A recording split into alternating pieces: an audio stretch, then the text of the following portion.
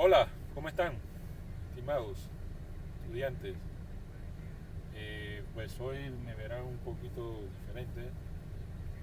Parecerá que estuviera en la calle y sí, efectivamente he tenido que salir de casa eh, por una asistencia judicial pues, que hay que hacer y como los abogados tienen el salvoconducto de poder salir, pues brevemente he tenido que salir. Mientras hago la espera, quiero aprovechar estos minutos para tomarles de referencia el tema de esta semana.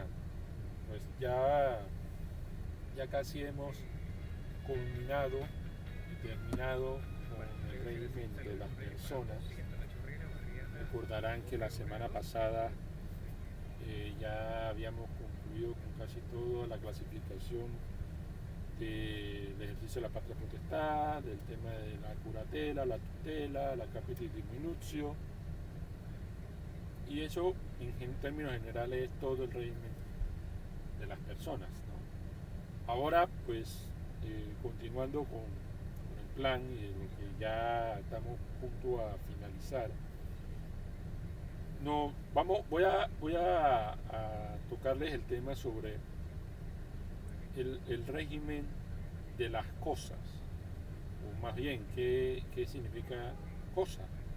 Y es importante que podamos tocar este punto antes de iniciar con lo que deberíamos de concluir en este cuatrimestre, que son los derechos reales y el negocio jurídico. Antes de abordar esos dos temas que son bien fuertes y bien densos, voy a tocarles brevemente hoy el régimen de las cosas. Ustedes dirán, qué cosa es una cosa? Es una buena pregunta. ¿Qué es una cosa? Una cosa puede ser este lente, esta camisa, el saco, el alcohol. En estos momentos es una cosa muy importante.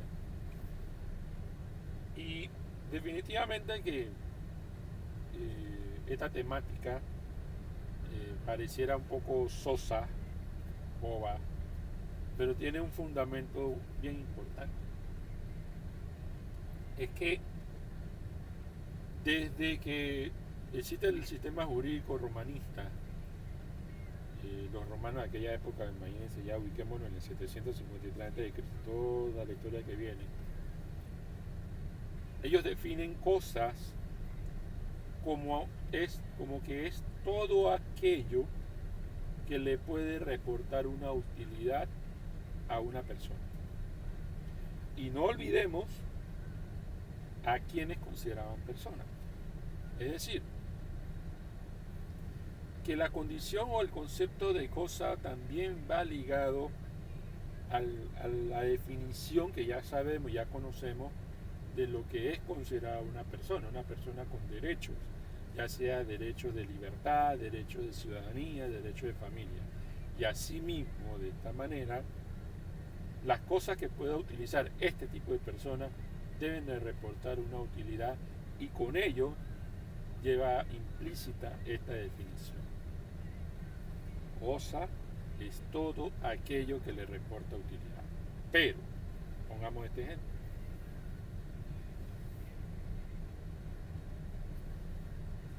La, el material que constituye la superficie lunar, vámonos hacia la estratosfera, la luna, o una roca de una luna, allá en la luna, ¿le puede reportar una utilidad a usted o a mí en estos momentos? Hace 753 años atrás. No. Lo importante de la definición de cosa es que debe reportar una utilidad, ya sea material, física, patrimonial. Y es ahí la importancia de esta definición. Cosa para los romanos denota esa utilidad que debe tener un contexto espiritual, un contexto religioso, un contexto de utilidad pública, un contexto patrimonial. Y en función de ello, entonces la cosa reporta utilidad. Otro ejemplo. Póngase que el aire. ¿Usted se puede hacer dueño del aire? Yo tampoco puedo hacerme dueño del aire. Entonces el aire o el oxígeno aporta una utilidad, pero que no es de carácter patrimonial, porque no puedo apropiarme del aire, no puedo apropiarme de las nubes, no puedo apropiarme del sol, pero reportan una utilidad vital, ¿no? Entonces este concepto de cosa aplica a aquello que nos reporta un beneficio que no solamente se limita a lo patrimonial, sino que también se limita a otros caracteres. Por ejemplo, lo espiritual, lo religioso, lo humano, la salud, hoy en día es muy necesaria. Y es así como los romanos fueron clasificando a las cosas. Y hacen dos grandes divisiones. Una que compone la cosa que tiene un carácter divino y otra que tiene un carácter humano.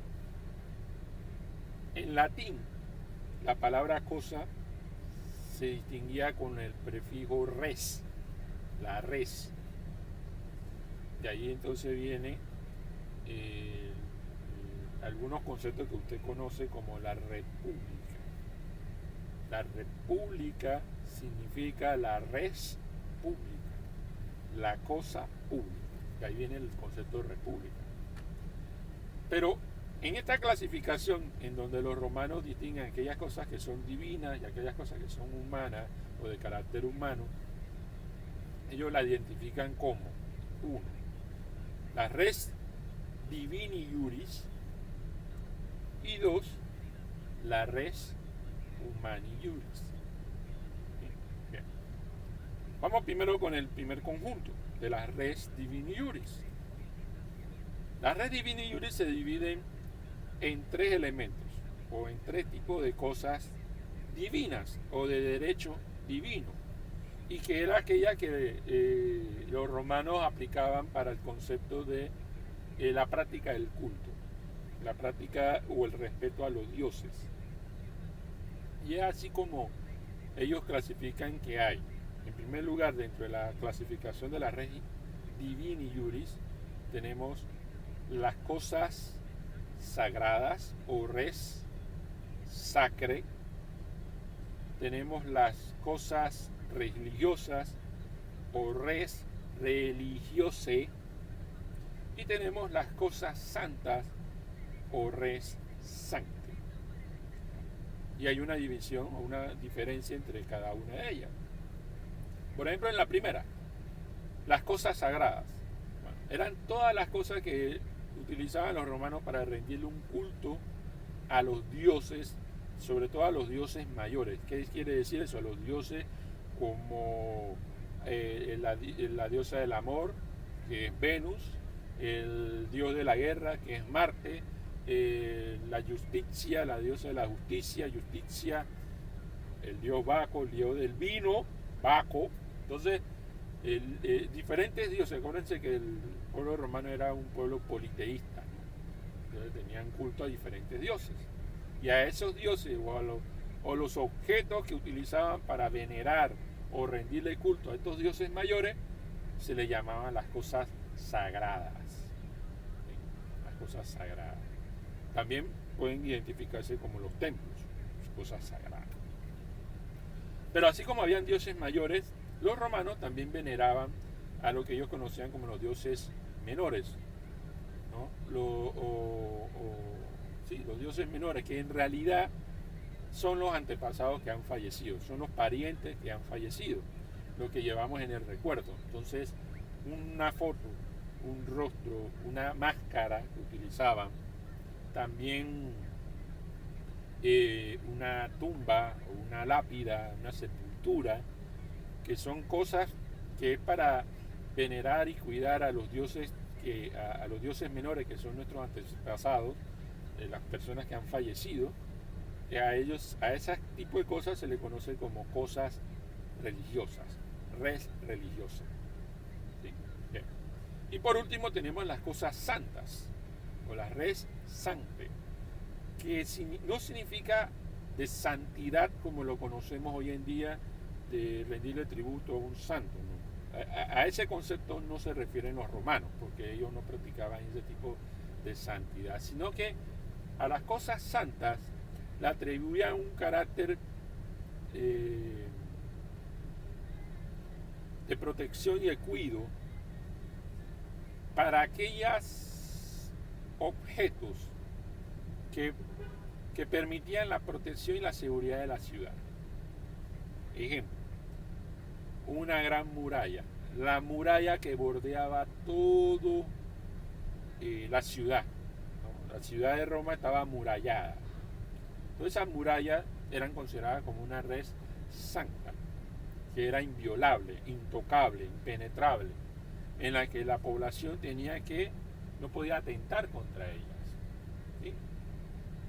Ahora bien, estas cosas santas que son los muros, las murallas, cualquiera que atentase contra ella, es decir, que infligía alguna lesión o para la destrucción de estas murallas o muros, significaba la muerte.